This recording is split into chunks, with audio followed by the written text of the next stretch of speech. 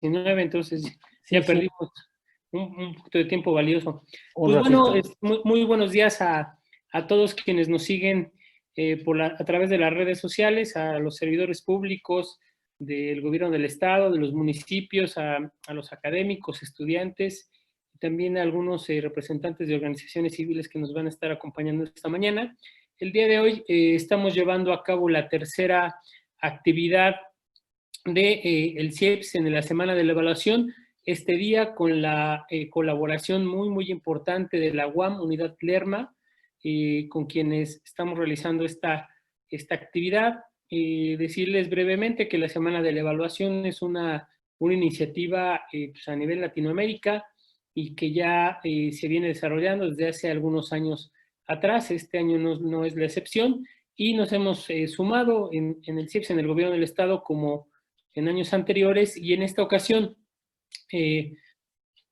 aprovechando el convenio que tenemos con la UAM Lerma, quisimos llevar a cabo esta mañana una conferencia sobre el enfoque de derechos en la evaluación de la política social, un tema, decíamos ahorita, hace unos minutitos, un tema muy vigente, muy importante en los temas de evaluación, y que estamos seguros contribuirá a la discusión, al conocimiento sobre la importancia de la evaluación en el quehacer gubernamental, no solo como una actividad interna del gobierno, sino también como una herramienta para mejorar los resultados y el impacto y sobre todo la calidad de vida de la gente. Esta conferencia tiene el objetivo de identificar las políticas basadas en el enfoque de derechos como un área de oportunidad para impulsar el desarrollo local, social y humano con equidad y con justicia. Y también este espacio busca abrir la discusión sobre la evaluación como una herramienta que posibilita la garantía de acceso igualitario a todos los derechos. Para este tema, le pedimos en su momento al doctor Carlos Astorga que nos pudiera ayudar a entender este tema, explicarnos. Él aceptó amablemente y hoy le damos las más cumplidas gracias, doctor, a ti, a la universidad, por aceptar participar con nosotros este día. Y bien, el doctor Ricardo Astorga es investigador de la Universidad Autónoma Metropolitana Unidad Lerma. Él es doctor en Ciencias Sociales por la UAM, ha publicado una veintena de artículos, libros en revistas académicas.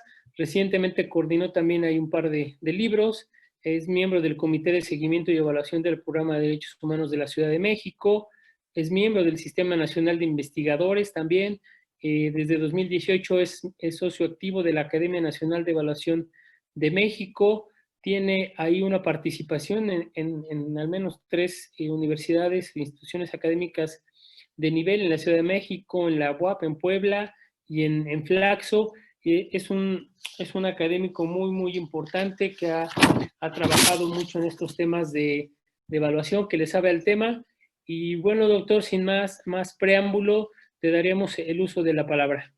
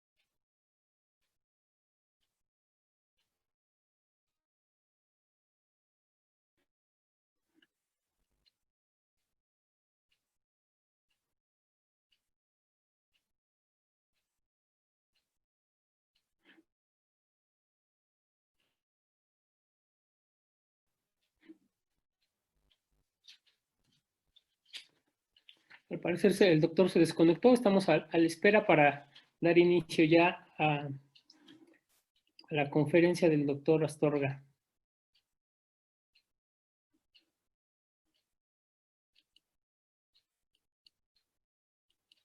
Muy bien, pues tuvimos ahí una dificultad, pero bueno, pues ya comenzamos, si les parece. Pues miren, la verdad es que el tema es sumamente apasionante, sobre todo porque presuponemos que el enfoque de derechos es nuevo. Ya desde su concepción, desde la propia concepción de la política pública, Harold Laswell en su texto fundante de 1951, pues él ya traía a colación la dignidad humana como central de la política pública. Entonces, no podemos hablar de política pública si no estamos hablando de dignidad humana, ¿no? Me parece que esto es muy importante porque no es un enfoque nuevo. El enfoque de derechos nace con la propia visión de la política pública. Estamos proyectando a ustedes la ruta que vamos a tener. Vamos a definir brevemente qué son los derechos humanos, qué son las políticas públicas, por qué políticas públicas con enfoque de derechos y, bueno, algunas valoraciones, algunas observaciones de, por ejemplo, del contexto actual. Cómo afecta la situación actual a los programas sociales y en particular a la evaluación. ¿Qué tendríamos que estar haciendo frente a la crisis que se avecina? Que no está por demás decir que es una crisis sistemática, una violación sistemática de derechos humanos, lo que se viene con el COVID. Entonces, ¿por qué el COVID es un factor potencializador de las violaciones sistemáticas de los derechos humanos? Y la política social, ¿qué papel juega allí? ¿No? Y muy concretamente, la evaluación. ¿Qué hacer con la evaluación en este momento de coyuntura? Vamos a hacer algunas propuestas de política y finalizaremos con algunas reflexiones finales, ¿no? Bueno, muy brevemente, no me voy a detener en las definiciones, en los marcos teóricos, creo que para todos es ya muy entendido que los derechos humanos, bueno, son inherentes a todos los seres humanos sin distinciones, ¿no? Por supuesto que van a incluir los derechos a la vida, a la libertad, a no estar sometido a la esclavitud, a las torturas, etcétera, ¿no? Y que, bueno, habrá que decir, estos derechos corresponden a todas las personas sin discriminación alguna. Miren, el tema de políticas públicas, que tampoco me voy a detener allí, es un tema sumamente polisémico. Yo en un trabajito de hace unos 10 años reuní unas 15, 20 definiciones de política pública y creo que en este periodo de estos últimos 10 años se han venido sumando N cantidad de definiciones de política pública. Lo que diré es que es un conjunto de disciplinas, pese a lo que dice Harold Laswell en su texto fundante, a mí me parece que no es una ciencia, sino es un conjunto de conocimientos, es un conjunto de disciplinas, ¿no? Y que está en constante transformación. Podemos definirla, sí, hay N cantidad de definiciones, pero creo que no valdría la pena quedarnos allí. Entonces, yo les recomiendo alguna literatura donde puedan observar, discutir, analizar todo este marco conceptual que hay de la disciplina.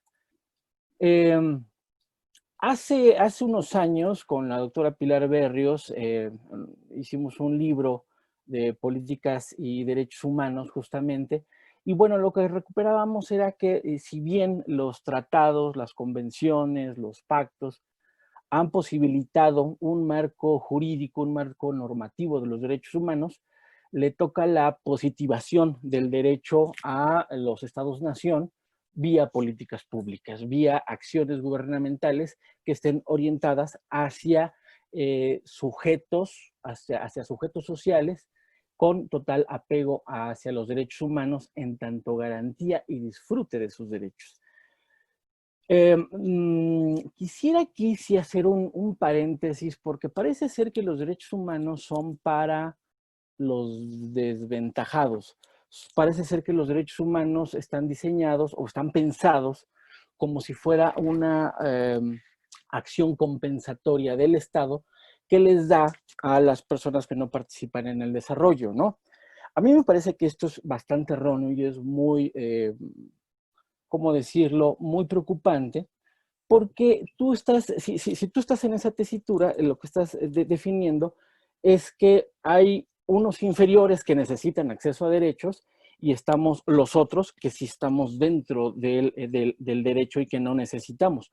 Por eso muchas veces pensamos que las políticas públicas con enfoque de derechos es para aquellos pobres que no trabajan, que no estudian y que hay que,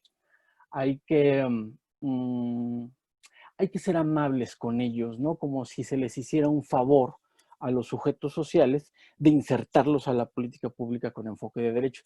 Me parece que eso es muy complicado y me parece que ha permeado mucho todavía esa idea de que la política pública con enfoque de derechos, con perspectiva de género, con perspectiva generacional, con perspectiva de infancias, con perspectiva de juventud, siempre es como para los menores de edad que necesitan de los favores de los que sí están incluidos. Entonces me parece que la definición de políticas públicas con enfoque de derechos ayuda justamente a nivelar esta situación, ¿no? Bueno, a todo esto que es evaluación, ¿no? Porque estamos en la semana de evaluación, hablamos mucho del tema, pero a veces obviamos lo que es la evaluación. Y me permito definirla brevemente porque así como pasa con la administración pública, como pasa con la política pública, parece ser que evaluación es cualquier cosa, ¿no? Cualquier acción de gobierno es política pública, cualquier acto relacionado al gobierno es administración pública. Entonces, cualquier valoración de un programa social es evaluación. Parece ser que no.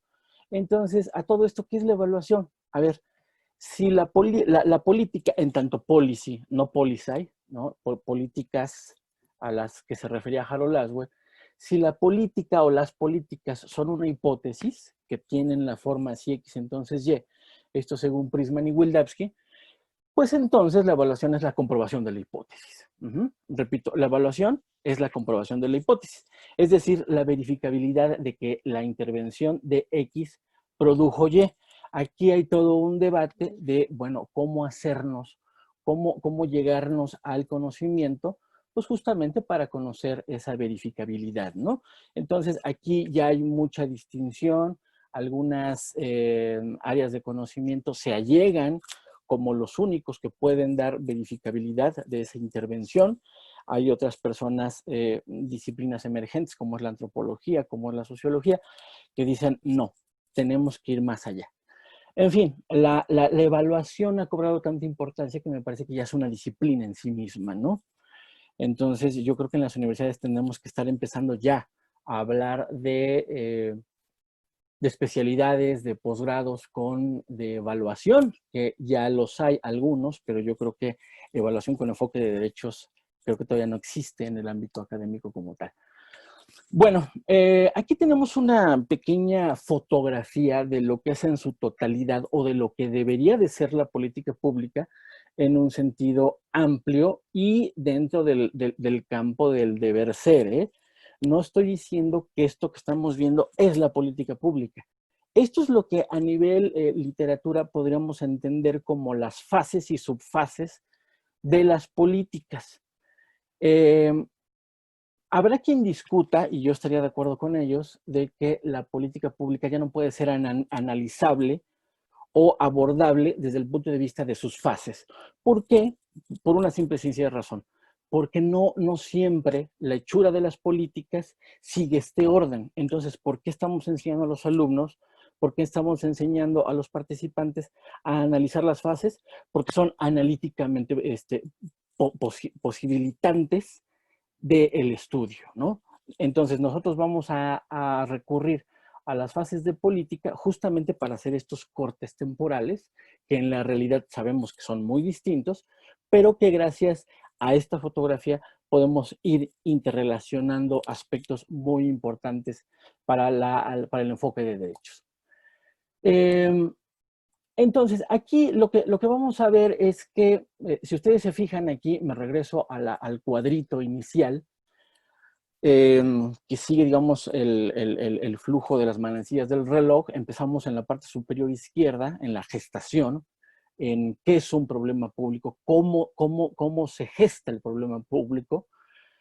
Cuando nos ponemos de acuerdo, generamos un chorro de tipos de agenda, hay una tipología enorme de agendas de gobierno, agendas sistémicas, qué sé yo, pasamos a la formulación, empezamos a formular, construimos alternativas, seleccionamos con base en lo que tengamos y en lo que podemos, aquí hay que ser claros con, con la cuestión espacio-temporal, y bueno, desdoblarnos en una hipótesis de política en tanto factibilidad política y técnica, ¿no?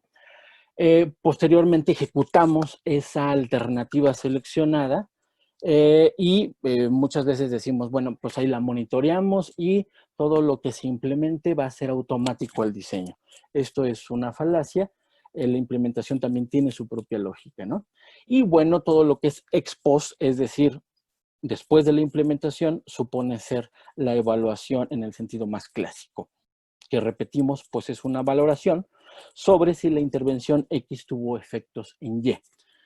Entonces, con estos 4 grandes cuadrantes, vamos a ir definiendo cómo cambia la política pública con enfoque de derechos. Aquí lo que hace el enfoque de derechos es cambiar el enfoque, cambia el paradigma de cómo observar estas fases y subfases de la política. Porque vean ustedes, miren, si queremos analizar los derechos humanos en las fases de las políticas, tendríamos entonces que ver al problema público como la negación de un derecho. Y esto es muy complicado porque otrora programas nos dicen que un programa social, una política pública, es el establecimiento o la posibilitación la posibilidad de hacerle llegar a un público específico bienes y servicios. Entonces, el derecho humano no lo podríamos estar acotando a un bien y servicio, ¿no?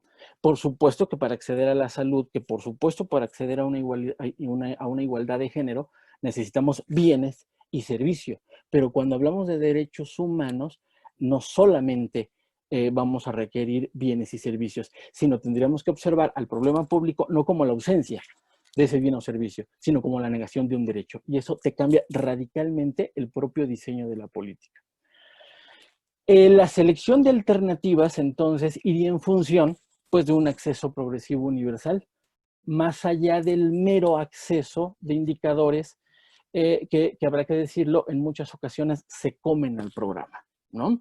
Esto es como cuando vamos en la escuela, piensen ustedes en la primaria, en la secundaria, que dependiendo de los criterios que ponga el profesor o de las reglas que hay en la escuela, pues nosotros decimos, bueno, dice el profesor que si asistimos 80% a su clase, ya estamos del otro lado. Entonces, muchas veces cumplir los indicadores se vuelve el propio fin, ¿no? Aquí lo que queremos señalar es que con el enfoque de derechos en la política pública, la selección de alternativas no va en función de los indicadores únicamente, sino de un acceso progresivo y universal, ¿no? La formulación, esto también es muy importante, me parece que creo que se ha olvidado mucho en nuestros programas sociales a nivel Latinoamérica, a nivel nacional. ¿Por qué? Porque la formulación de las políticas establece metas, piensen ustedes en los ODS, que son 17 grandes objetivos en ciento y tantas metas. Lo que quiero decir es, ya tenemos las metas.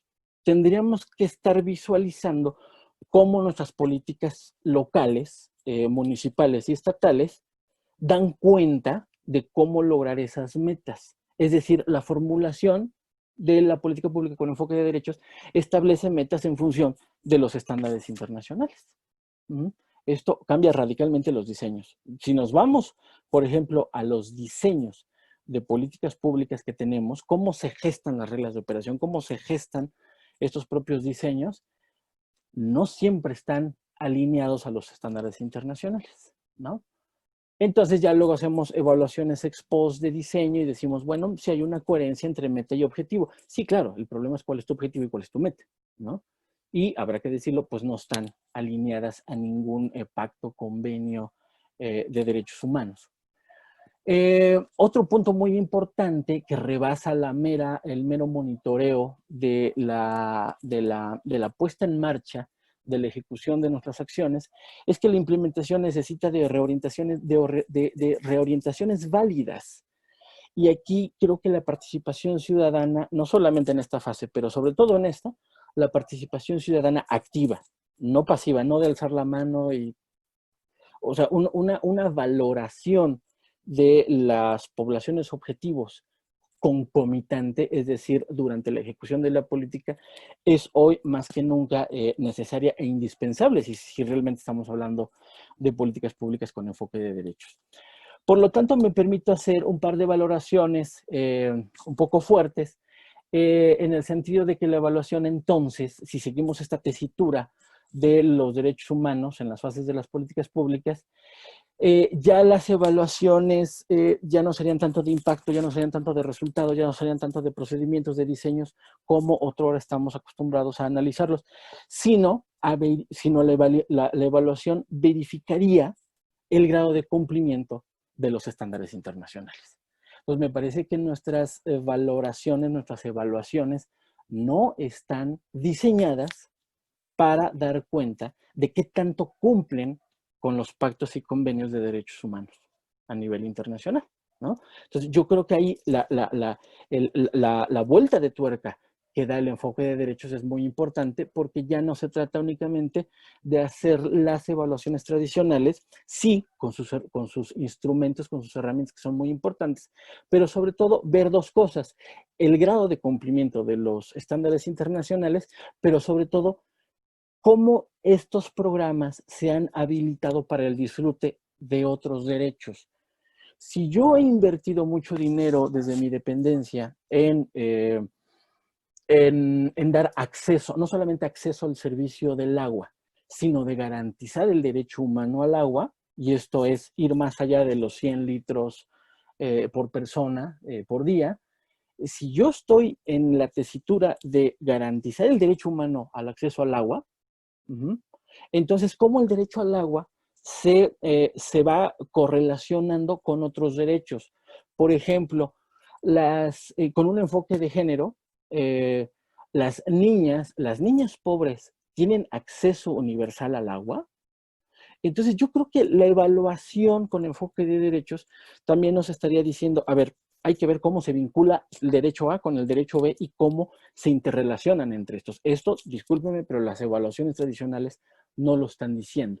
Y esto es muy importante porque implica reorientar los esfuerzos de nuestros programas para que finalicen, ahora sí, en una coadyuvancia con otros. Si tú en el DIF tienes unos programas, si tú en el área de desarrollo social tienes unos programas, si tú en el área de género tienes unos programas, pues lo que se esperaría es que vía derechos humanos te empalmen la política. Entonces, yo creo que la evaluación con enfoque de derechos te permite esa interrelación, ese ajuste, ese clic, ¿no? En tanto acceso progresivo a derechos humanos, ¿no? Entonces, esto creo que es muy importante. Ahora bien, pues esto yo diré abiertamente, pues esto no es un asunto técnico, ¿no? Esto no es de tráete a un hacedor de políticas, tráete a un experto en políticas y que nos haga la ingeniería, que nos haga la arquitectura de un programa, pues para lograr todo esto. Pues no, esto es más artesanal, ¿no? Ya lo decía también Prisman y Wildavsky, que la hechura de la política pública no es tanto una técnica, sí tiene requerimientos técnicos, pero es sobre todo es una elaboración constante y diría yo, sumaría, con el gobierno, con una ciudadanía, ¿no? Entonces, si pensamos a la ciudadanía como este ente pasivo, que si le das 2 pesos se va a ir a comprar cervezas, esto pasa mucho en las becas universitarias. ¿A quién le damos becas universitarias? Es que si se la das al pobre, el pobre se la va a acabar comprando alcohol o una televisión. No se va a comprar libros. Como si no tuviera el derecho de hacerlo, ¿no? Como si el pobre tuviera que responder al estándar del incluido, que es el que diseña la política. Entonces, yo creo que si no hay una idea de que el receptor de nuestra política es un sujeto de derechos, pues entonces estamos eternizando los favores, bueno, pues sí, te doy una despensa, bueno, ya, con tal de que no me hagas problemas, te doy una despensa. Eso cambia mucho la perspectiva. Entonces la evaluación y el enfoque de derechos en todo el ciclo de la política no es un asunto meramente técnico, es un asunto también político. Y yo lanzaría la pregunta, o es una combinación de ambos, ¿no? Entonces, esto es una cuestión heurística importante, ¿no? ¿Qué disciplina da mejor cuenta de esta relación técnica-política? ¿La ciencia política, la sociología, la economía? En fin, es todo un debate, ¿no? Entonces, respecto del cuadrito que veíamos primeramente, que decíamos es una foto nada más, no es la realidad, es una forma de sistematizar en un cuadro la realidad para hacerla observable y analizable. Entonces vemos que la gestación, más allá de la definición de un problema público, es definir el problema público como la negación de un derecho, ¿no? A la formulación, pues como un acceso universal de los, un acceso progresivo y universal del derecho, al tiempo que alineamos metas, alineamos logros parciales cuantificados por unidad de tiempo a los estándares internacionales, esto es a los pactos, convenios, etcétera, ¿no? Decíamos entonces la implementación se valida mediante el trabajo concomitante con, no en, con el público constituyente, ¿no? Con la sociedad activa, participativa, que habrá que decir en este momento que tampoco es romantizar a los micronúcleos territoriales, pero muchas unidades territoriales, muchos pueblos, muchos barrios originarios, perdón, muchas colonias, muchos barrios están hoy con la situación del COVID autoorganizándose, ¿no? Entonces, ¿dónde queda esa autoorganización que no solamente está diciendo dame bienes y servicios? ¿Cómo vamos a incluir esa participación activa en los diseños de nuestros programas? Eso me parece que hay que quitar muchos candados a nuestros programas, ¿no? Y decíamos, pues la evaluación serían dos cosas, al menos dos cosas, la verificabilidad del grado de cumplimiento de los estándares internacionales y la habilitación del disfrute con otros derechos, con otros programas, ¿no? Yo he tenido algunas experiencias de gobierno donde las metas que yo puse de mi programa se correlacionan evidentemente con el éxito de otro programa. Pues, ¿qué creen? Aquel programa, con tal de no darme a mí resultados positivos, no me entrega la comprobación del acceso a sus metas, ¿no? Entonces, también en cuanto a las relaciones interinstitucionales, intersectoriales, hay unos problemas de nivelación muy fuerte de que de una oficina de la otra no se comparten ni siquiera éxitos. Ya no hablemos de fracasos, ni siquiera los éxitos, ni siquiera las metas logradas se comparten con tal de que el otro no comparta lo que yo hice.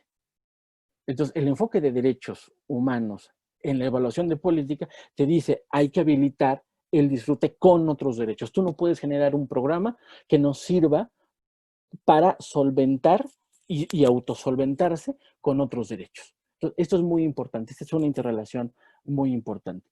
Y ustedes dirán, bueno, pues entonces, ¿con qué empezamos? ¿No? Muy bien, antes de decir entonces por dónde empezamos, yo me permito señalar algunos problemas que yo veo a nivel de planeación. Yo sostengo o sostendré en esta charla que planeación y programación no son lo mismo. Uno se está comiendo al otro. A ver, vamos a empezar con la tipología tipo Cohen y Franco, estos chilenos de CEPAL, que nos hablan de que una taxonomía de las políticas, bueno, es que un plan, como el Plan Nacional de Desarrollo, es un conjunto de políticas, ¿no? ¿Qué es una política? Por ejemplo, las políticas de desarrollo social. ¿Qué son? Pues un conjunto de programas. ¿Y qué son unos programas? Pues un conjunto de proyectos. Esta es la tipología que hace Cohen y Franco, me parece que muy útil para cuestiones analíticas. Sí, pero entonces, ¿qué pasa con el Plan Nacional de Desarrollo como lo tenemos, ¿no? Mi pregunta es, ¿cómo está redactado? Con el número de palabras, si no mal recuerdo, la palabra indicador creo que se repite una vez. Hay palabras que se repiten 30 veces en el Plan Nacional de Desarrollo, no quiero decir cuáles, pero parece ser que hay un criterio del Plan Nacional de Desarrollo que no permite desdoblarse, no se permite continuar, proseguir, operativizar en diseños de políticas concretas, ¿no? Entonces, ¿cuál es el clic del Plan Nacional de Desarrollo con los programas estrella a nivel federal? Me parece que no hay un clic, y mucho menos a nivel municipal o estatal lo podemos asociar, ¿no? Hay que sumar que pese a un cambio de gobierno que supuso un cambio de régimen, pues Hacienda sigue condicionando los elementos de la programación, obstaculizando la planeación. Yo sé que esto es muy fuerte, pero pues sí me atrevo a hacer valoraciones, pues justamente para generar discusión. ¿A qué me refiero con esto? Vean, miren, unos franceses, Menis y Henin, que también son muy importantes en la literatura de políticas públicas, nos hablan de por lo menos tres, yo pongo cuatro, de por lo menos tres formas de entender a la política pública. Cuando éstas nacen de abajo, cuando desde el problema social, veamos por ejemplo el problema de género, el problema de la violencia doméstica con perspectiva de género, el problema del agua, el problema de la seguridad. Estas problemáticas van generando una expresión, un consenso, una representación al grado de que el problema condiciona la oferta gubernamental, de tal modo que el programa social en cuestión, la jerarquía política que diseña políticas, asume al problema eh, como condicionante de la oferta, ¿no? Entonces, aquí la planeación tiende a generar participación, ¿no? Pero ¿qué pasa cuando qué pasa con lo contrario? A ver, veamos una segunda gráfica. La primera es el proyecto social, producto de la democracia representativa, ¿no? Que tanto presumimos en las universidades, en los gobiernos, etcétera, ¿no? La democracia representativa, ¿no? Proyecto social, etcétera. El problema viene desde abajo y la autoridad política lo retoma y genera políticas en consecuencia. Bueno, ¿qué pasa cuando sucede lo contrario? Cuando el proyecto social es producto de la tiranía de la oferta. Esto es al revés. La jerarquía política define cuál es el programa idóneo para ese tipo de problema, ¿no? Uno es bueno y otro es malo. No quiero que moralicemos aquí, simple y sencillamente decir que por diferentes cuestiones políticos, técnicos, temporales, financieros, pues muchas veces se da o no cierto modelo. Pero aquí, si me permiten, cuando los programas sociales se diseñan no solamente desde las autoridades públicas, sino desde la jerarquía política, lo que te queda no es planear con la gente, sino programar a la gente. Entonces tú programas tu oferta. ¿Cómo? Vía matriz de marco lógico, vía PBRs, ¿no? Yo no estoy en contra de estos mecanismos, lo que estoy diciendo es que son elementos de programación que se comen la planeación. Eso es lo que estoy diciendo. Un tercer momento, pues nos habla de que el proyecto social, el programa, la política, es producto de mi gobierno. Es que en mi gobierno, es que en mi sexenio, es que en mi trienio, sí dimos respuesta a esto, ¿no? Y dices, no, pues es que este programa se parece al que había ya desde hace 12 años, pero que se llamaba programa A, y que hace 6 años se llamó programa B, ¿no? Pero entonces, a lo largo del tiempo, vamos reciclando, por no decir otra palabra, vamos reciclando programas y nada más le vamos poniendo los nombres acorde a nuestra visión y misión de gobierno, ¿no? Entonces aquí lo que quiero decir es, muchas veces los proyectos no nacen de la nada, sino que se alimentan de otros y ¿cuál es el proyecto que sobresale? Pues el proyecto, el proyecto que pertenezca al sector, al grupo gubernamental, pues más fuerte. O sea, hay que decirlo por su nombre, ¿no? Mi pregunta es aquí, ¿dónde está el enfoque de derechos? ¿Dónde está la evaluación aquí? ¿Dónde está la evaluación en un programa que dice ser original de mi gobierno y en realidad no nace de la nada, sino que viene retroalimentándose de otro? Esta es una tipología de Benito Henning, en su libro de Políticas Públicas del 89, editorial Ariel, ¿no? Pero ¿qué creen? También pasa, casi no pasa, ¿no? Estoy ironizando evidentemente, un paralelismo, ¿no? Donde la población tiene la identificación de un asunto A, de un problema A, la interpretación de las autoridades públicas que establecen que esa interpretación es correcta en tanto B, o sea, B no es igual a A, pero ¿qué creen? También la oferta, es decir, los programas concretos, llamémosla esto C, pues no va ni en función ni de A ni de B. Uh-huh. Esto creo que pasa más de lo que pudiéramos querer o incluso aceptar.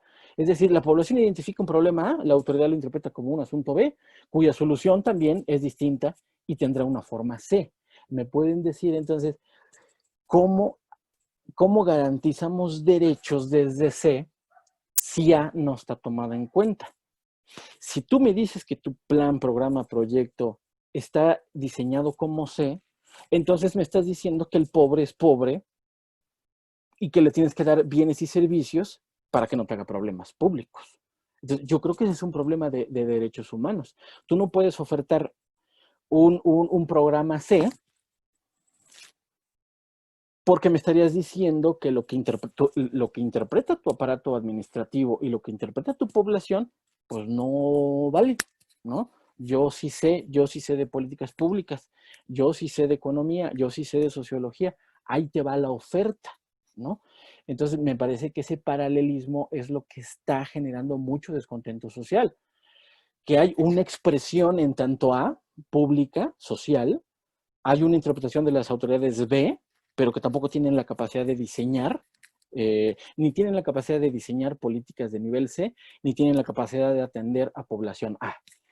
Pero los que sí tienen la capacidad, es decir, las jerarquías políticas que tienen la capacidad de diseñar C, no toman en cuenta las otras. Entonces aquí hay una irrupción. Y ponerle a esta oferta derechos humanos en cada renglón, como, bueno, yo lo vi mucho en el gobierno de la Ciudad de México, hace unos sexenios, pues no es la solución, ¿no? Amontonar la palabra derechos humanos y regarlas en todas las reglas de operación no resuelve este déficit. Entonces, por eso decíamos, esto de los árboles de problemas, de las matrices de marco lógico, de los PBRs, en realidad es planeación o programación. A mí me parece que es programación.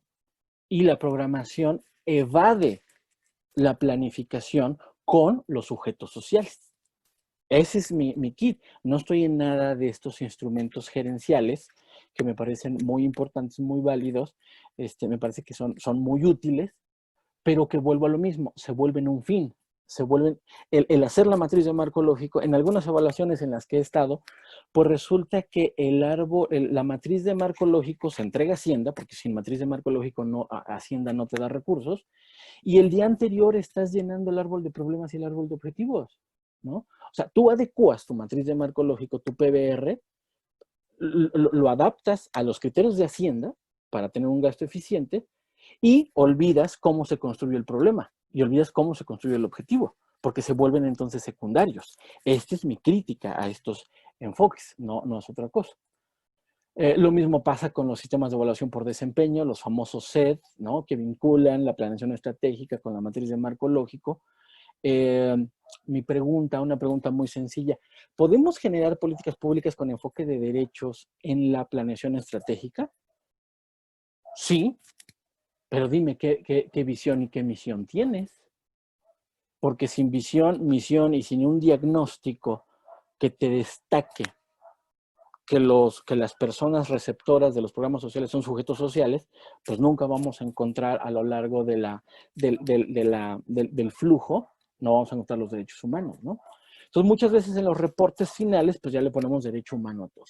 Esto es un error que lejos de verme muy inquisitivo, lo que quiero decir es, a ver, si volteamos a ver a los derechos humanos, estos nos van a ayudar no solamente a generar mejores diseños de evaluación, que también yo creo que estamos, esto de la semana de la evaluación creo que da para mucho, cómo rediseñar los enfoques tradicionales de evaluación, pero sobre todo toda la política pública, ¿no?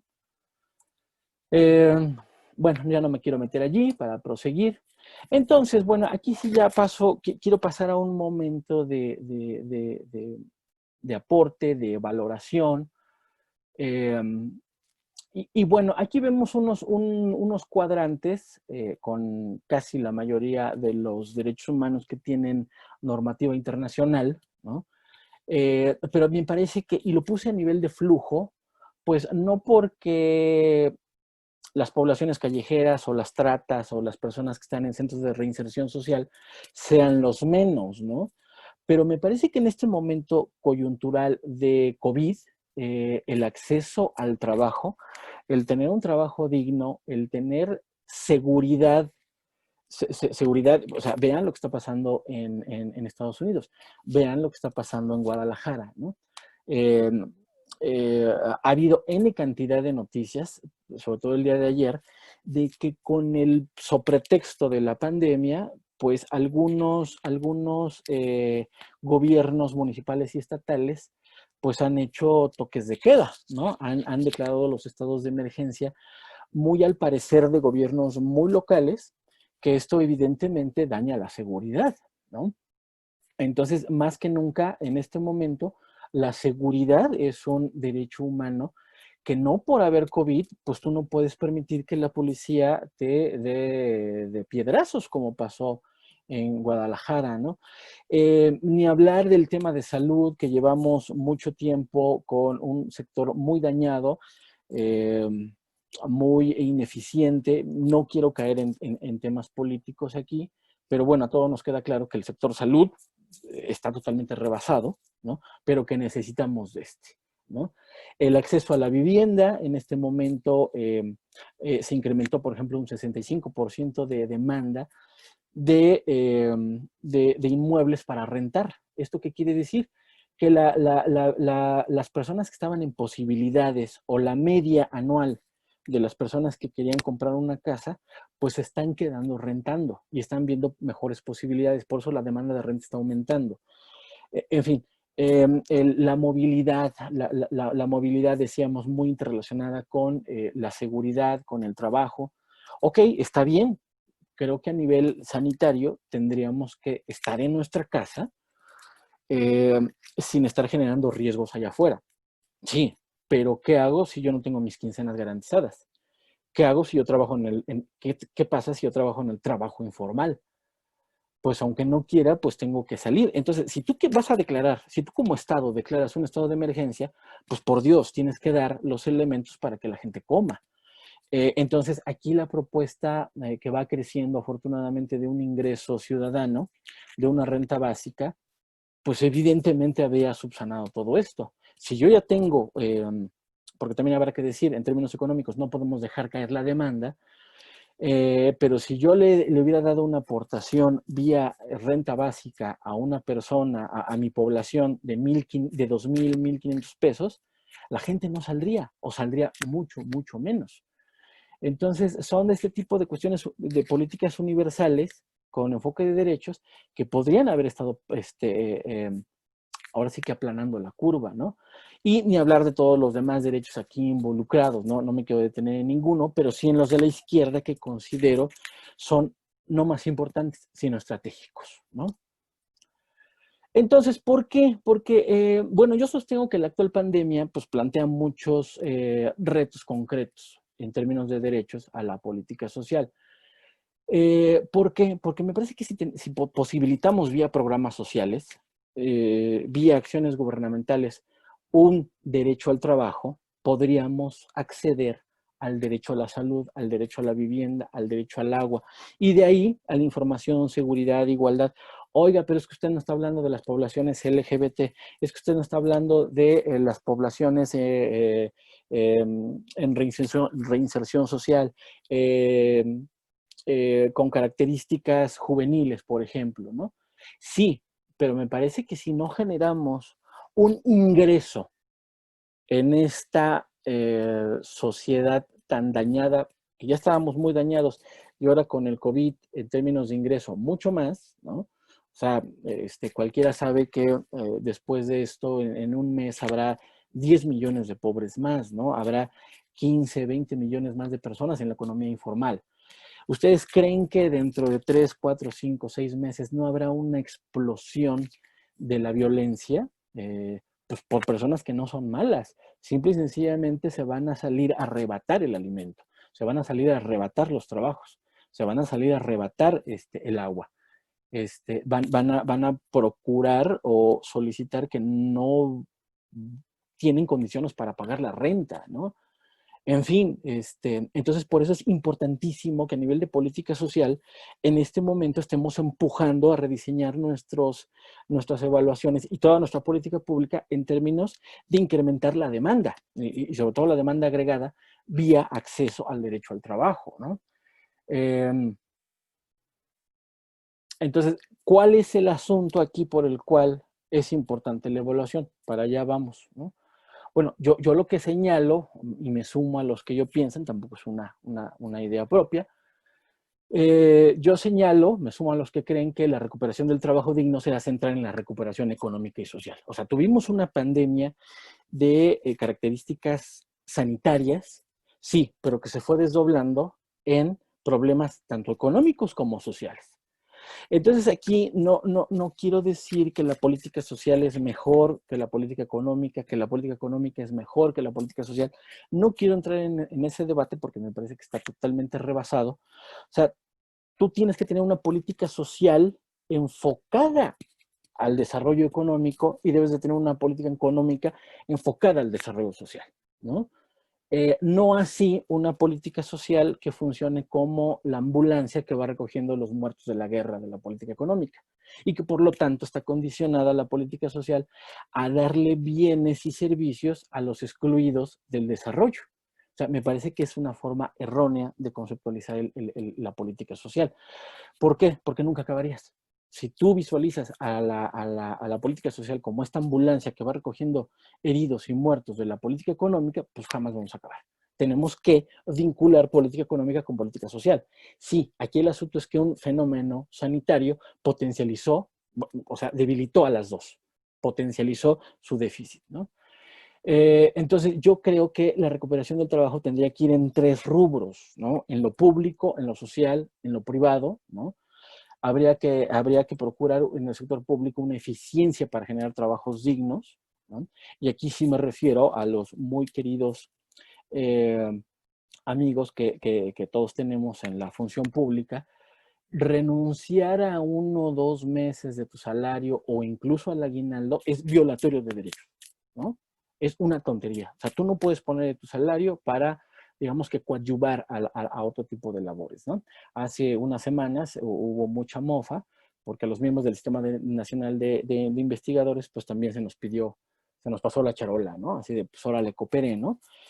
Y dices, no, esto no es la forma de subsanar el sector público vía trabajo, ¿no? O sea, habrá que generar eficiencia para generar trabajos dignos. Estamos perdiendo millones de trabajos. En el sector social, pues, ¿cómo va a ser esta autoocupación? ¿No? ¿Cuánta gente no vive ya de la autoocupación? ¿Qué pasa con las empresas sociales? ¿Qué pasa con las cooperativas? ¿No? A nivel privado necesitamos más créditos, no transferencias, ¿no? Eh, entonces, yo entiendo al empleo, al derecho al empleo dentro de la política social, y habrá que ver cómo lo evaluamos, al empleo como un reconductor de la ocupación de la sociedad. O sea, más allá del el simple acceso, que el tener trabajo pues te dé acceso al ISEMIN, que te dé acceso al IMSS, al ISSSTE. Más allá de eso, ¿no? Creo que el empleo es un reconductor de la sociedad, ¿no? Entonces, ojo con estos temas de la austeridad. Yo sé que en todas nuestras instituciones académicas, sociales, gubernamentales, habrá recortes muy fuertes. Sí, pero eficiencia no es generar menos empleos. O sea, dejar a gente sin empleos no es ser eficiente. No tiene que ver una cosa con la otra. En el sector social, pues tendríamos que ver qué va a pasar con los sectores formales y sobre todo los informales, ¿no? Y en el sector privado, pues habrá que echarle un ojo, digamos, a los créditos para la sobrevivencia de las empresas, ¿no? Creo que muchas empresas de índole privada están en jaque en este momento, ¿no? Y que bueno, pero para lo primero, para el sector público, pues sí necesitamos una anhelada y cacareada y siempre repetida reforma de la administración pública, ¿no? Acompañada de inversión pública en créditos a la vivienda, infraestructura de salud, bla, bla, bla. A nivel social, pues esto de reducir el IVA, ¿no? Darle acceso a la salud al sector informal. Si no le damos acceso a la salud al sector informal, el problema del COVID se va a potencializar. Uh-huh. Y no es darle una dádiva, ¿no? Muchos de ustedes podríamos pensar, bueno, ¿por qué esas personas tianguistas van a tener a mi mismo acceso a seguridad social? Si ellos no pagan impuestos, ellos no pagan aportaciones, ¿no? Yo creo que si estamos en esa tesitura de nosotros y ustedes, nosotros los que estamos integrados al desarrollo, y ustedes no, creo que sería un problema, ¿no? En fin, voy avanzando, ¿no? Pero también en el sector privado es importantísimo los créditos para la sobrevivencia de empresas, ¿no? Aquí me metería brevemente, yo sé que no es nuestro campo, pero hablaría yo de política fiscal. ¿Por qué? Por una simple y sencilla razón, porque si nosotros queremos una recuperación económica, necesitamos recuperar la capacidad técnico-administrativa del Estado, y esto no es comunismo, ¿no? Sino porque la cuestión fiscal, como son el necesario aumento a los créditos de la banca de desarrollo, el replanteamiento presupuestal para dar alternativas de desarrollo, a abandonar, por ejemplo, este casi catecismo de mantener un déficit presupuestal del 2.1%. O sea, no estamos en condiciones de no endeudarnos, ¿no? Hay que reducir el IVA, ¿no? Hay que dar incremento al crédito de la banca de desarrollo, ¿no?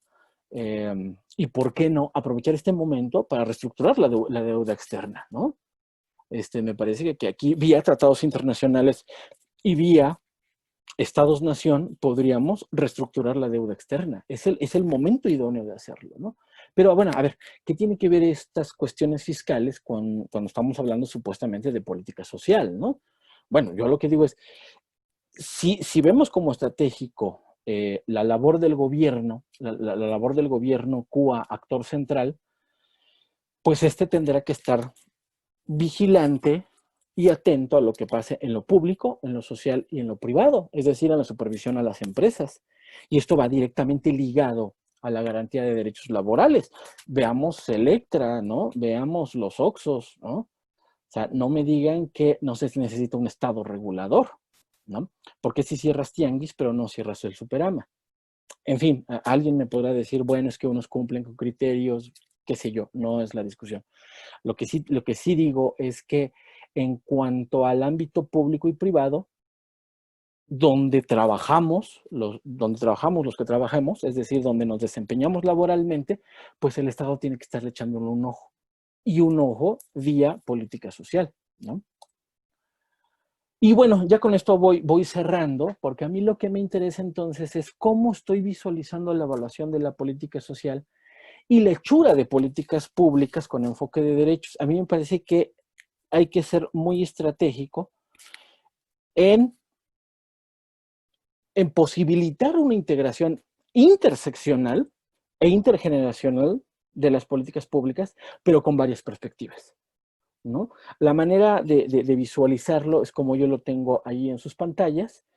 Tenemos varios sectores, tenemos varias cuestiones intergeneracionales, es decir, grupos etarios, que si no vinculamos lo seccional con lo etario, me parece que no podríamos estar generando políticas públicas que medianamente atiendan la política social y menos en este contexto.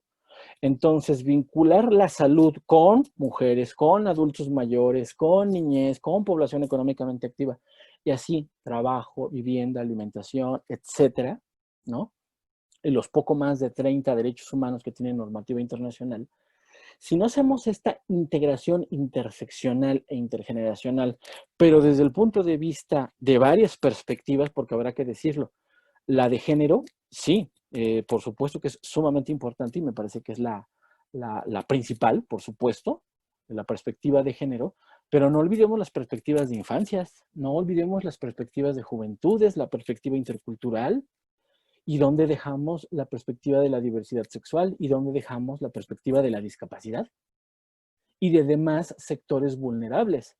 Entonces, si no vinculamos interseccionalmente e intergeneracionalmente a las perspectivas, me parece que vamos a eternizar una política social que se base únicamente en dar bienes y servicios de manera insuficiente frente al déficit que está dejando la política económica, ¿no? Entonces, por eso tendríamos que estar aspirando a otro tipo de diseños y, por supuesto, a otros diseños de evaluación con enfoque de derechos. Entonces, dicho de manera más sucinta, ¿cuál es el papel de la evaluación? ¿Cuál es el papel de la evaluación de la política social con enfoque de derechos? Bueno, si tomamos en cuenta, si metemos en este embudo situacional, político, social, económico, de que necesitamos una nueva relación gobierno-sociedad, ¿no? Que decíamos, unos aventajados que les dan bienes y servicios a los que no. Necesitamos un nuevo reacomodo de gobierno y sociedad, y aquí habrá que decirlo, desde el siglo pasado, las teorías del Estado lo que te señalaban es que el gobierno ya no es el agente que tiene el monopolio de las decisiones, ¿no? Hemos visto cómo incluso el surgimiento de la disciplina de políticas públicas te habla de que los decisores no únicamente son el gobierno. Tampoco es que socialmente nos enfrentemos al gobierno, sino que esta es también la tan cacareada gobernanza. Es cómo con una sociedad que se asume como sujeto de derechos, ¿no? Tiene una relación productiva, socialmente hablando, con el gobierno. Aquí se trata de co-gobernar, ¿no? De gobernar con, no de gobernar sobre, ¿no? Por lo tanto, entonces, no más este gobierno, sobre todo los municipales, que entienden que los pobres, que su relación con los pobres tiene que ver con una relación clientelar. Repito, con esto del COVID, nuestras comunidades, nuestros pueblos originarios, nuestros barrios se están autoorganizando y no nada más se están autoorganizando visualizando o dejando ver el problema social. Se están organizando y están implementando cosas, están implementando faenas y lo están valorando vía participación ciudadana. En fin. Y bueno, si tenemos una regulación no solamente de lo económico, también de lo social, entonces podríamos decir que el papel de la evaluación en la política social con enfoque de derechos es regular al regulador, ser un contrapeso real y efectivo frente a la centralidad y abuso de poder, ¿no? Que pese al crecimiento de ideas como la gobernanza, participación, pues creo que hoy más que nunca estamos viendo mayor centralidad de poder, ¿no? Creo que es muy preocupante cómo a nivel mundial, no estoy hablando de lo nacional, pero por supuesto que hay ejemplos, pero cómo a nivel mundial la recentralización del poder se está viendo de maneras cada vez más avanzadas, ¿no? Mientras tienes a una población que su única preocupación pues es llegar a trabajar, ganarse 400 pesos al día, si bien le va, sin seguridad social, viajando de Iztapaluca a Iztapalapa, con 6 horas, de 3 de ida, 3 de regreso, y a qué horas discutes lo público, ¿no? Entonces, yo creo que este tipo de enfoques podrían ayudar a descentralizar la toma de decisiones. Es lo que siempre quiso hacer o lo que siempre ha tenido como objeto de estudio la política pública, ¿no? Entonces, a mí me parece también que en términos de política social no estamos viendo más allá de la curva, ¿no? Estamos dejando la posibilidad de un aprendizaje colectivo de generar sistemas de información. Hemos visto el día de antier, vimos cómo se disparó eh, los índices de muertes de afectados por el COVID. Eh, Seguimos sin tener sistemas de información válidos. Bueno, la información es también un derecho, ¿no? Eh, ¿No sería, mi pregunta a nivel municipal y a nivel de gobiernos estatales, no estamos en la posibilidad entonces de reformular las metas de los ODS a nivel local en este momento? O sea, a mí me parece que es un momento de lo más idóneo, políticamente hablando, para hacernos una participación ciudadana sustantiva que nos ayude a generar un aprendizaje colectivo, ¿no? Acercar a nuestras universidades a los problemas sociales, acercar a los estudiantes con los problemas sociales, acercar a las poblaciones con enfoque territorial con los académicos, con la sociedad civil, con el gobierno y generar procesos de aprendizaje muy, muy interesantes. Y esto también, ¿por qué no decir replantear y reajustar los famosos ODS que repito, toda la programación ya está obligada a retomar, no así la planeación. Planeación y programación son cosas distintas, ¿no? Entonces, tenemos que ver más allá, un poquito más allá de la curva, ¿no? Algunas reflexiones finales, repito, son muy breves, ¿no? Eh, Habré de decir que el estudio de las evaluaciones no ha concluido, ¿no? No hay metodologías infalibles. Yo creo que muchos sectores sí las venden sus métodos como infalibles, pero me parece que la verificabilidad de hipótesis va más allá de una doxa dominante, ¿no? Entonces, la evaluación es una disciplina que todavía está en discusión, está en transformación, y así habrá que verla, y por eso hay que generar procesos de aprendizaje colectivo en la evaluación. La evaluación es un campo de aprendizaje. El enfoque de derechos humanos cambia el paradigma tradicional de la evaluación en tanto que Ah, pone pues el pon énfasis otra cosa. en el cumplimiento Otra cosa, de los Mochito. tratados, convenciones, pactos, ¿no? Yo creo que tener como guías a las convenciones, los tratados, los pactos, nos ayuda de manera muy importante. Y esto es muy complicado, esto es muy, muy serio lo que digo. Eh, a nivel municipal, vamos a dejar que los ODS o los tratados internacionales o las convenciones o los pactos se coman nuestras agendas públicas, se coman nuestras agendas gubernamentales. A mí me gustan mucho los ODS, lo tengo que confesar, pero se apropia de las agendas locales. Entonces, por eso decía que este momento es para reajustarlo, ¿no? No es un juego de suma cero, de todo lo que te quito viene para mí o viceversa, sino que puede haber una distribución en tanto recentralización del poder, ¿no? Bueno, dada la coyuntura actual, pues hay un amplio reconocimiento de los derechos humanos. O sea, vean cualquier comunicado de CEPAL, de la ONU, hasta el BID, ¿no? Se nos dice que los derechos humanos pueden ser un orientador válido de las políticas, ¿no?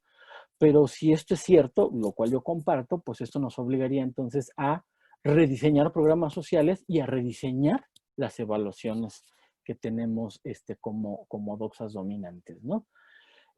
No menos importante es que apenas veníamos de una etapa de aprendizaje donde apenas estábamos aprendiendo a la mira, a la matriz de marco lógico, ya teníamos como 3 diplomados todos en PBRs, ¿no? Ya nos estábamos inscribiendo al de los sistemas de evaluación por desempeño, cuando llega el gobierno y nos dice, no, esto es neoliberal, ¿no? Me parece que sí, no, me parece que sí son enfoques gerencialistas, pero no podemos tirar al niño con todo, el agua sucia no podríamos tirarla con todo el niño, ¿no? Entonces yo creo que hay mucho aprendizaje que se tuvo allí y no podemos renunciar al valor metodológico que estas herramientas tenían, pero que sí habrá que decirlo, era muy difícil. Yo traté de hacer algunas matrices de marco lógico con enfoque de derechos y no era fácil, no era fácil. Entonces, habrá que repensar nuestras sagradas herramientas a la luz de la política con enfoque de derechos. Yo creo que replantea mucho el paradigma y para bien o para mal, la situación actual del COVID, pues nos genera un momento de reflexión, un momento de replanteamiento y pues espero no lo desaprovechemos. Yo creo que universidades, gobiernos y sociedad civil tenemos mucho chamba por delante y habrá que entonces que construir consensos. Muchísimas gracias.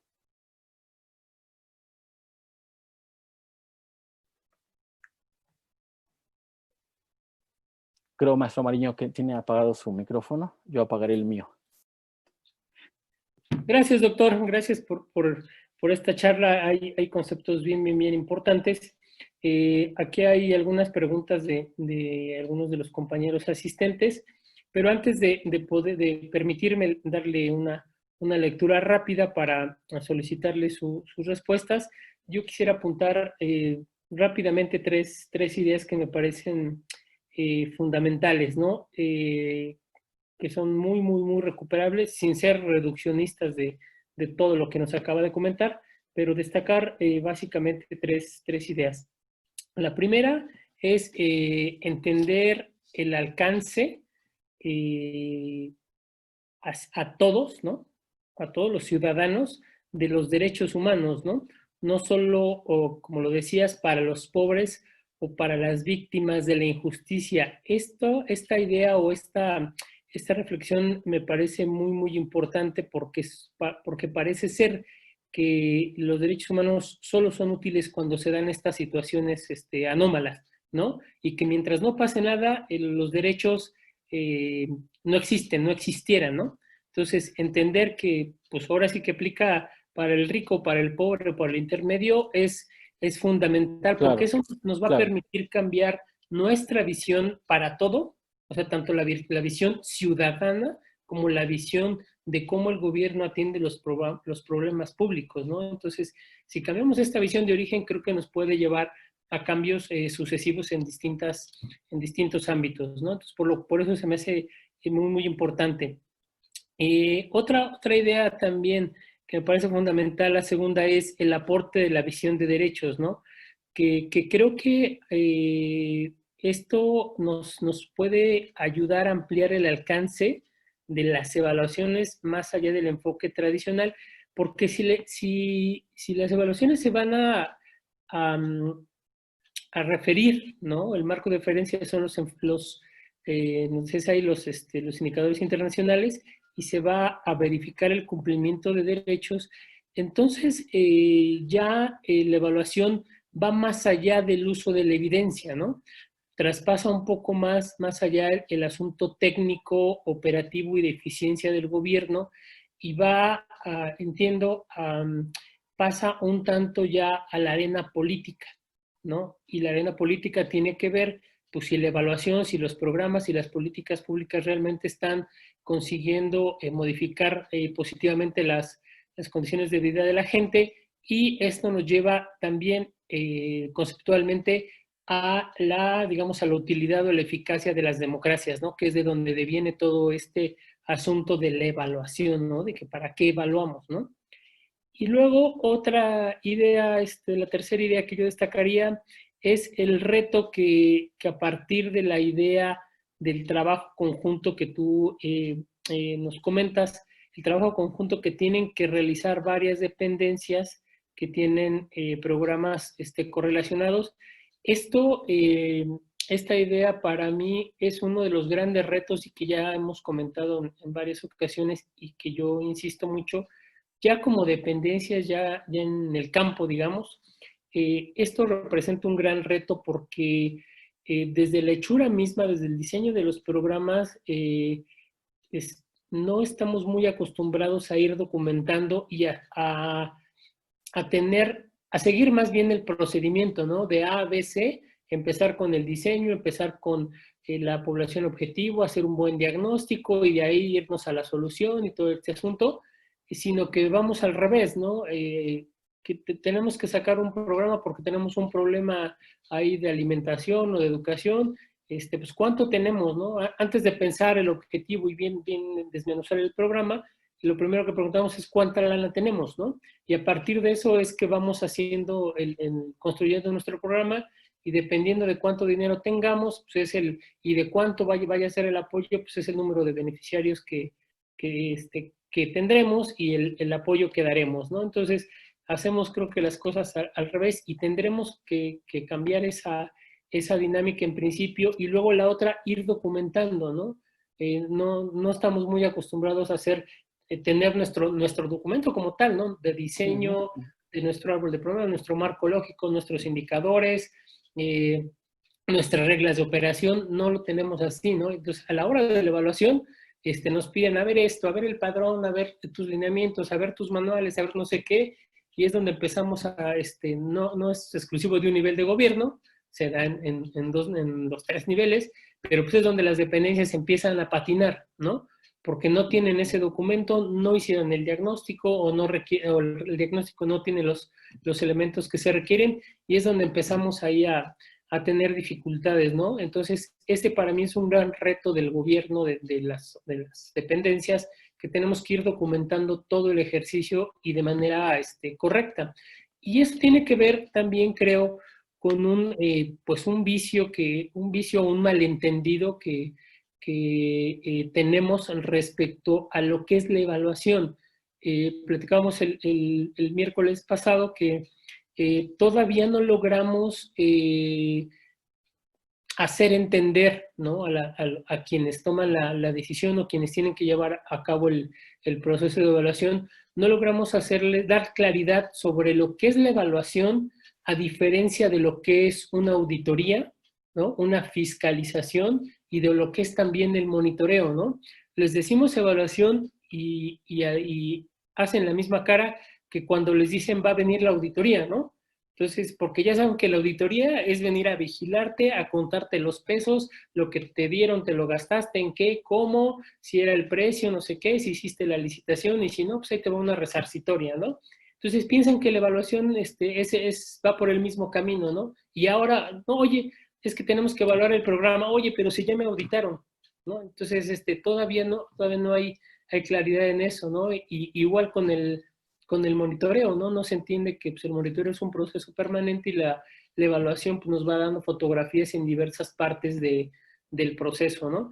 Entonces, por eso se me hace importante o interesante que pues, debemos entenderlo así como un reto, y bueno, pues más allá del otro que tú decías, ¿no? De que pues, entre nosotros nos ponemos ahí el pie, ¿no? De si mi programa te va a ayudar a ti a cumplir tu meta al 100, pues ahí veo cómo le hago, pero pues, te vas a quedar en 50, ¿no? Entonces también es una realidad, hay que decirlo, pero que también tenemos que trabajar en esa parte, ¿no?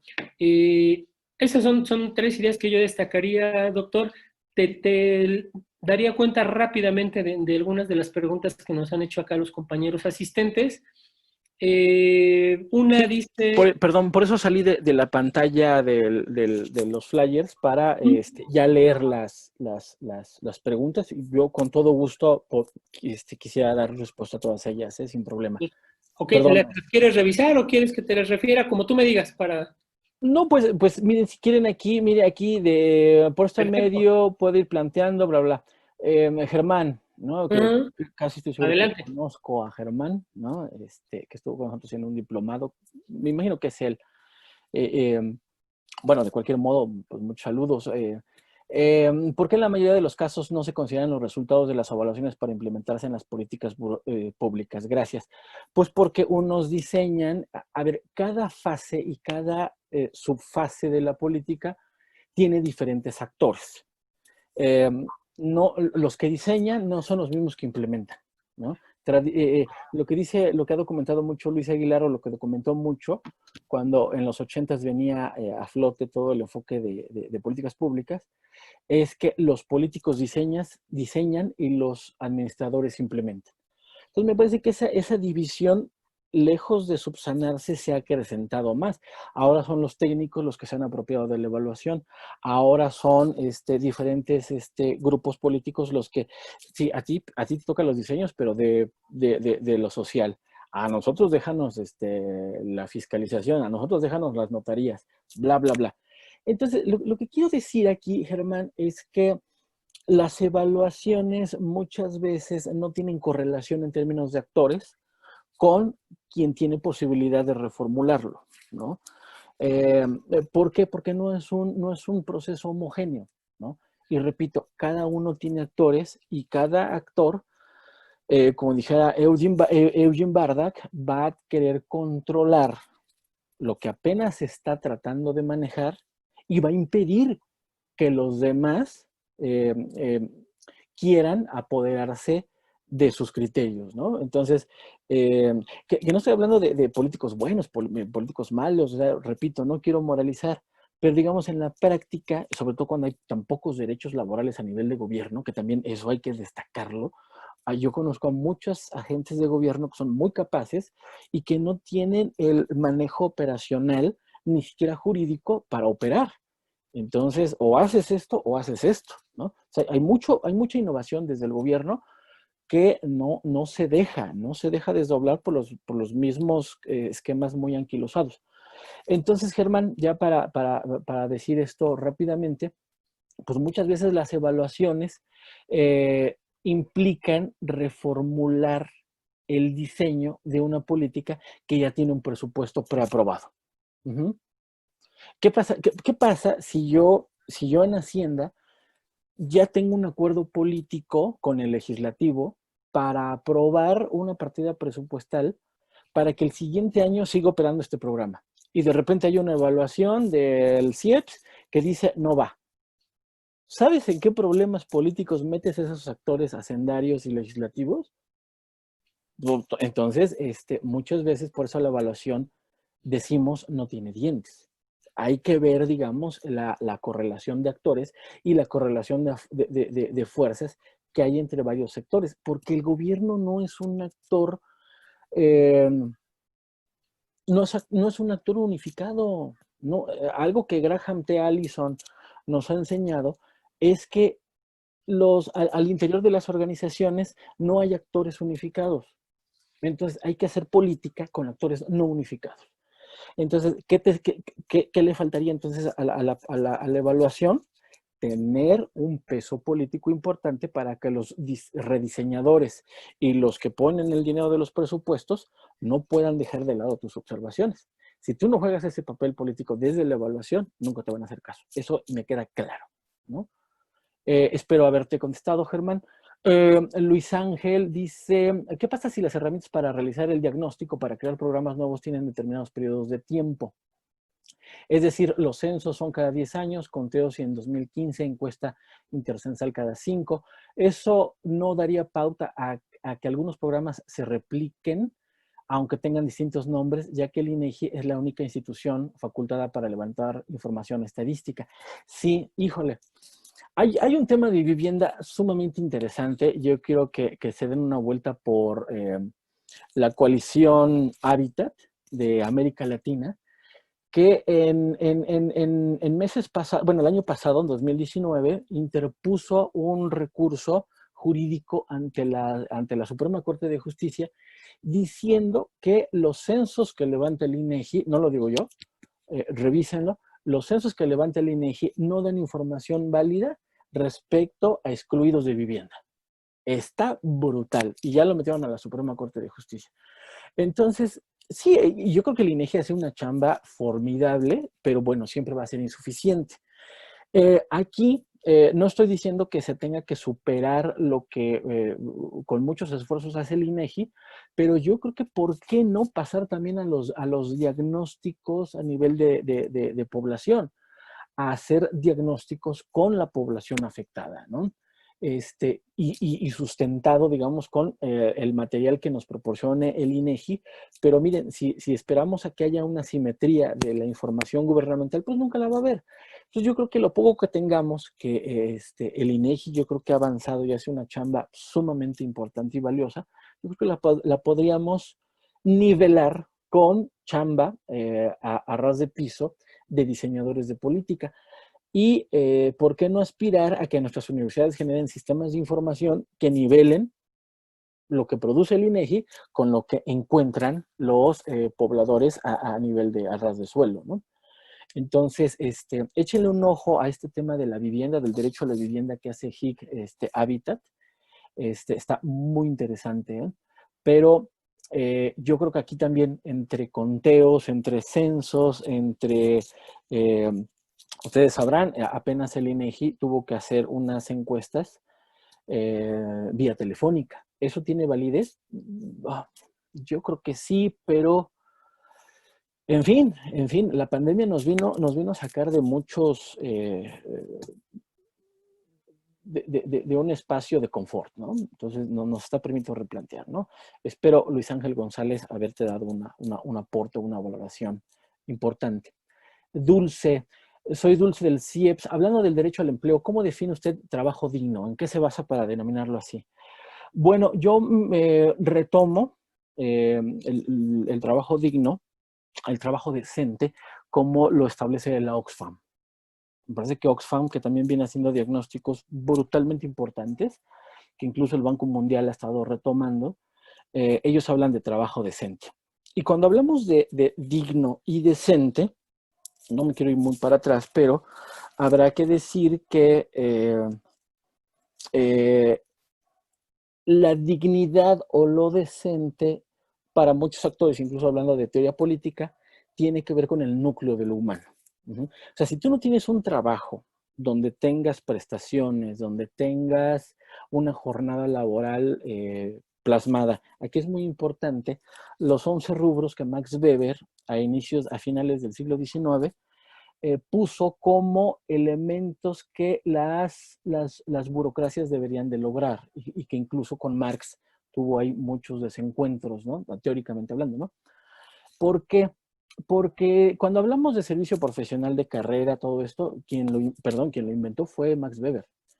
Y Max Weber habla de que el administrador público, el ente gubernamental, el actor gubernamental, el agente administrativo del Estado, debe de tener por lo menos 11 elementos, ¿no? Carrera, seguridad jurídica, bla, bla, bla. Él habla de todos estos elementos que hacen a un trabajo digno, ¿no? Oxfam justamente retoma a Max Weber y el trabajo digno va a ser una sumatoria de elementos que tienen que ver, digamos, con la progresividad de derecho de las personas que laboran en un entorno gubernamental, ¿no? Repito, pues que tengan posibilidades de ascenso reales, pues que no les quieran quitar su aguinaldo a fin de año, o sea, una certeza jurídica y social y que le dé trato digno dentro de sus labores. Perdón, si me estoy extendiendo, me pueden interrumpir. Doctor Carlos, dice Francisco, parte de su propuesta es que en la evaluación se verifique el grado de cumplimiento de los estándares internacionales. Asimismo, considera la participación activa de la población, pero en el diagrama aparece más en la implementación que en la gestión y diseño de las políticas públicas. ¿Cómo evitamos que los estándares internacionales se vuelvan la tiranía de la oferta? Claro, eso es un riesgo brutal, ¿eh? Que nos oriente a cumplir con indicadores más que resolver problemas públicos. Es decir, cómo evitar que los estándares internacionales se vuelvan la programación que se come a la programación. Híjole, Francisco, es que ese es un tema como para 5 tesis doctorales. Y lo que podría responder es que, en efecto, ya Joseph Stiglitz hace unos años hablaba de la posibilidad, bueno, hablaba de que de facto tenemos un Estado mundial vía las corporaciones empresariales. Epson, Microsoft, bla, bla, bla, todas estas, Coca-Cola, ¿no? Todas estas grandes conglomerados empresariales que funcionan de facto como gobiernos mundiales, pero que decía Joseph Stiglitz, no tenemos un Estado mundial que regule a estos actores que ya en el plano nacional, sus estados-nación, sus países, sus estados nacionales, ya no pueden controlar. Díganme ustedes cómo Estados Unidos controla a Microsoft. O sea, a mí me parece que pasa lo contrario. Entonces necesitamos de una esfera mucho más alta y por eso hablaba de por lo menos de repensar cómo posibilitamos o cómo pensamos sobre un Estado mundial. A mí me parece que lo que en términos de normas da la posibilidad de una normativa internacional son los tratados internacionales, porque es algo que está por encima de nuestros estados-nación y que pueden competir, que le hacen quid pro quo al agente internacional transnacional. Entonces, pero ¿podemos caer en el riesgo de que ellos controlen la oferta? Pues claro. Ahorita en este momento, pues los convenios están padrísimos, los pactos están increíbles, pero en el momento en que los políticos con altas visiones, los tiranos con altas visiones, se den cuenta del potencial de los derechos humanos, van a ver cómo se van a meter al diseño de los tratados y pactos internacionales. Entonces es muy importante también participar activamente como Estado con nuestros representantes, con nuestros embajadores, porque si no va a pasar esto que dice. Eso es totalmente claro y totalmente cierto. Nadie está hablando de que los pactos y las convenciones no están fuera de ese riesgo, están totalmente. Y miren, antes, por ejemplo, algunos actores empresariales, no estoy hablando de todos, pero esto nos pasó ahorita en la aprobación de la Constitución de la Ciudad de México. Resulta que no solamente antes los actores privados, con intereses privados, participaban en el diseño, en el cabildeo de leyes. Discúlpenme, pero en este momento, incluso a nivel de Ciudad de México, ya no cabildean, llegan con la ley en la materia. Estoy hablando de la ley inmobiliaria en la Ciudad de México, ¿eh? Son agentes inmobiliarios, son agentes privados que no llegan con 2 o 3 diputados, llegan con la ley en la mano, ¿no? Y llegan con una mayoría brutal, ¿eh? Que dices, oye, pero ¿cómo pudiste aprobar esto? Pues, entonces llegan con la ley, llegan con los diputados, llegan con un arsenal de poder brutal. ¿Podemos pensar que esto se replique a nivel de pactos, convenios, tratados internacionales en algún momento? Claro que sí, eso va a pasar. No tengo la menor duda. Por ejemplo, si el Internet se vuelve un derecho humano, ¿ustedes creen que Microsoft no va a empezar a cabildear a nivel de tratados internacionales? Por supuesto, ¿no? Alfred, ¿existe una diferencia entre mencionar, perdón, maestro Mariño, ¿quería usted comentar algo? ¿No? ¿Existe una diferencia entre mencionar políticas con perspectiva de derechos o mencionar políticas públicas con perspectiva de ciudadanía? Tomando en cuenta la perspectiva de T.S. Marshall sobre la ciudadanía, si existe una diferencia, ¿cuál sería? ¿Solo es una cuestión semántica? Sí y no. Lo que pasa es que toda la política social pues viene desde Marshall, ¿no? Viene un poco desde Bismarck, pasando por Marshall, y yo diría desdoblándose en Gost, Spin, Andersen. Eh, pero me parece que la ciudadanía se refiere únicamente a derechos civiles en relación con otros. Pero el enfoque de derechos toma en cuenta o toma en consideración derechos políticos, derechos civiles y derechos económicos, sociales, culturales y medioambientales. Entonces me parece que sí, lo que hace Marshall es un aporte, abre la puerta a los derechos económicos, sociales y culturales, pero desde el propio enfoque de los derechos civiles, ¿no? Entonces, perdón que sea ambiguo, pero sí y no. Sí, porque es la puerta de entrada a los DESCA, pero a la vez están totalmente centralizados desde lo civil, ¿no?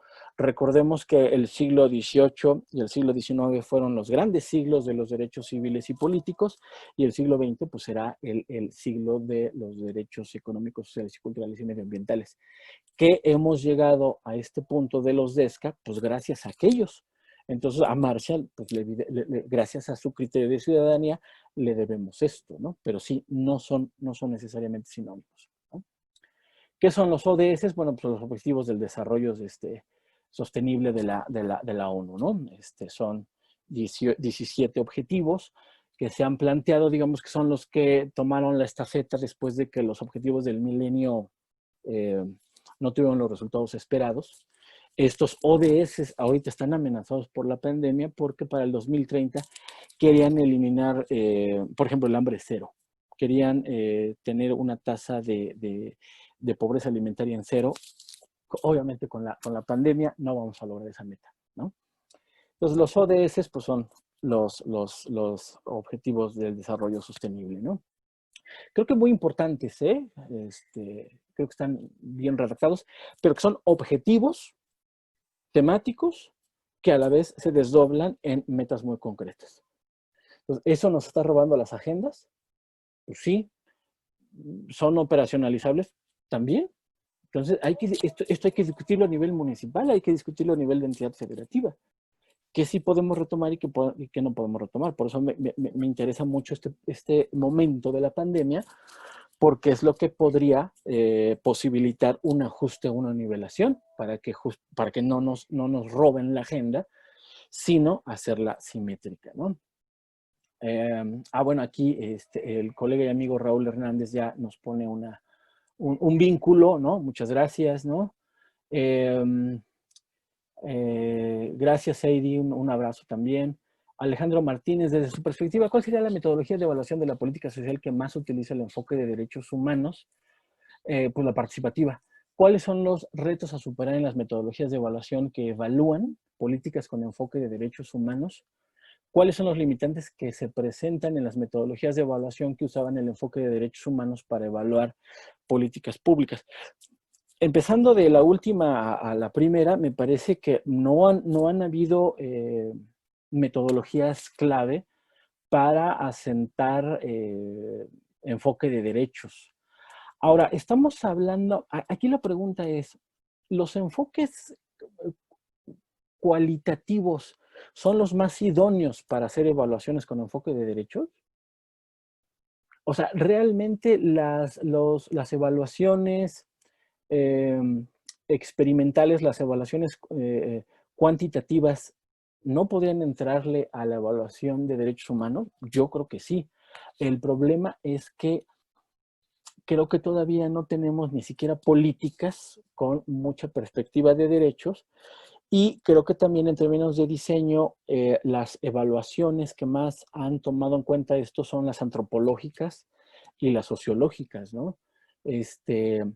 Donde más allá de las valoraciones macroeconómicos, más allá de los propensities con matching, más allá de los pareos, dobles pareos, diferencias, dobles diferencias, todos estos esquemas macroeconómicos que la economía utiliza para las evaluaciones cuantitativas, me parece que en lo cual los antropólogos han hecho mucho con etnografías, han hecho mucho con evaluaciones participativas, incluso la psicología social ha estado innovando muchas de las percepciones que se tienen en tanto usuarios de la política. Entonces, aquí el asunto es, uno, cuál va a ser el objeto de estudio y la unidad de análisis en la evaluación que quieres evaluar, en la evaluación en la cual quieres aplicar el enfoque de derechos, ¿no?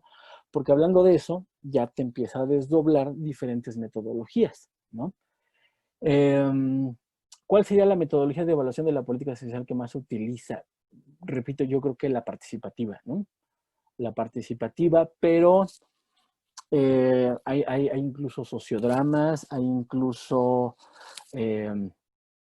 pues es que, ¿qué valora mejor una política pública con enfoque de derechos? ¿Una observación directa? ¿Una observación discreta? ¿Una observación no participante? O sea, depende mucho de los términos de referencia a los que quieras hacer o dar respuesta, ¿no? Espero, Alejandro, haber contestado. Seidi Tobar, pero también creo, ubico quién es. ¿Qué opinión le merece la nueva forma de trabajo que se ha implementado en la iniciativa privada en la que no se respetan horarios, o al contrario, el trabajador no cumple como si estuviera en sus oficinas hablando en materia laboral? Miren, hablando de ¿qué está detrás del mundo del trabajo? Y esto es marxistamente hablando, lo que está detrás del trabajo es una relación capital-trabajo, ¿no? ¿Por qué grandes empresarios, no voy a decir nombres, porque hay mexicanos, eh, pero por qué muchos empresarios han optado por 4 horas laborales, ya no 6, sino 4 o hasta 3 días a la semana? Porque resulta que produces más con ese número menor de horas. Entonces es una cuestión del propio capital, ¿no? O sea, no es... Si bien en términos de horas libres, en términos de recreación, nos ayuda muchísimo, lo cierto es que también es un reajuste a nivel de capital-trabajo, de la relación capital-trabajo. ¿Quiénes trabajan mejor? Pues quienes están mejor descansados. ¿Quiénes trabajan mejor? Y en cuestiones intelectuales, pues que tienen un número decente de horas de ocio. ¿Por qué los mexicanos seguimos trabajando? Somos, según estudios de la OCDE, ¿por qué somos los países que más trabajamos en números de horas y menos recibimos compensación económica, ¿no? En términos de poder adquisitivo? Pues porque nuestra mano de obra es manufacturera, porque no producimos, una cosa es que ensamblemos, una cosa es que tengamos industria aeroespacial en Guadalajara y otra cosa es que, sí, pero en Guadalajara no se diseñan los software que sí se diseñan en la misma empresa, en China, en Indonesia o en países desarrollados. Aquí lo que hacemos es ensamblar. Sí, que es una industria aeroespacial sofisticada, sí, pero seguimos en la parte del ensamble. Y del ensamble muchas veces eh, de industrias que la parte, miren, no me dejarán mentir, ¿qué pasa con la Nestlé en el Estado de México, ¿no? O sea, no me digan que los científicos que están en Alemania diseñando alimentos son los que están, o sea, sí, son dos plantas de Nestlé. En Puebla tenemos una Volkswagen, pero no están los ingenieros diseñando, están los empleados ensamblando. Entonces, en uno donde hay trabajo intelectual, sí se requiere mayor descanso. Pero donde hay trabajo de mano de obra, se requieren horas. Perdón que sea de repetitivo, se requieren horas trabajo como forma equivalente del salario. Entonces, pues también es nuestro papel que tenemos a nivel de geopolítica, ¿no? Podemos tener una industria, pero no es la industria que desarrolla ideas o desarrolla patentes, es la que arma cosas, ¿no? Entonces, en esta zona periférica donde armamos cosas, sí se requieren horas de trabajo, salvo en algunos casos, ¿no? Pero repito, pues esto tiene que ver con una adecuación capital-trabajo a nivel eh, pues geopolítico, ¿no? Raúl Hernández, en mi opinión, sí hay una inconsistencia entre la planeación y programación, entre la matriz de marco lógico y el enfoque de derechos, y por mi experiencia en evaluación, hay que incluir el enfoque de derechos humanos en la evaluación y exigir que en todas las evaluaciones se verifique este enfoque para obligar a un rediseño de las políticas y programas que incorporen este enfoque desde su diseño, ¿no? Sí, pues claro, yo estaría totalmente de acuerdo. Y aquí la pregunta técnica sería, ¿con qué elementos, no? Porque habrá que preguntarse, ¿tú puedes hacer una evaluación con enfoque de derechos a una política que no esté diseñada para dar cuenta de derechos? No sé, ¿no? Entonces, podría ser que sí, podría ser que no. En fin, tiene que ver no solamente con el diseño de la evaluación, sino con la propia política pública que se tenga, ¿no?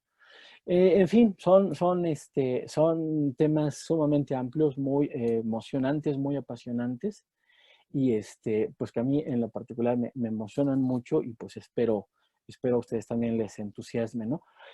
Mi querido maestro Mariño, creo que son todas las preguntas. Ustedes me dicen cómo continuamos. Sí, doctor, yo creo que nos pudiéramos pasar aquí hasta las 3, 4 de la tarde y Sí, sí, seguir sí. saliendo cosas, pero bueno, pues hay límite también aquí a este tema y a la resistencia humana. Entonces, yo creo que muchos de los comentarios y preguntas que hacen nuestros participantes pues reflejan el interés y la apropiación de las ideas que tú nos transmitiste amablemente, lo cual te agradecemos mucho.